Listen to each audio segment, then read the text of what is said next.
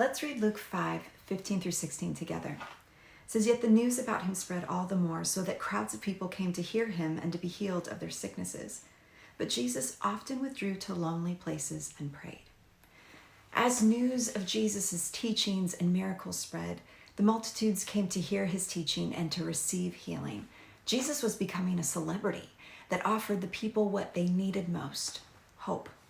Now, I'm no publicist, but I'm pretty sure that when your fame and popularity is growing, that's a good time to make the most of it and to spend as much time as you can with the crowds, especially when your mission is to spread the good news.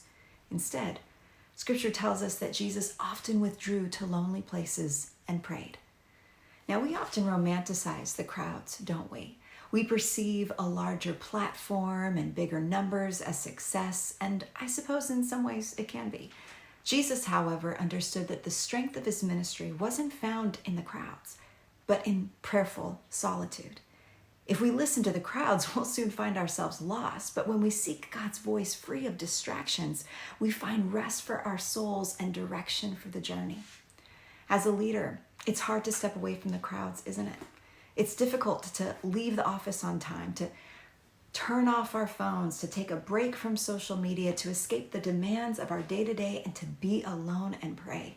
And yet, without prayer-filled solitude, we simply can't see with a kingdom perspective and discern God's leadings in our lives. So, today, how can you seek out the lonely place in your life for the purpose of prayer? Perhaps it's time to turn off your phone during your morning devotionals. Perhaps it's time to schedule a prayer walk in nature. Or maybe your step of obedience is to say yes to that weekend retreat you've been putting off till there's a more convenient time in your schedule, because let's face it, there's probably never going to be a better time than now. When you seek out the lonely places, you'll discover a secret Jesus knew. The lonely places aren't lonely at all, for there you will become deeply aware of God's presence.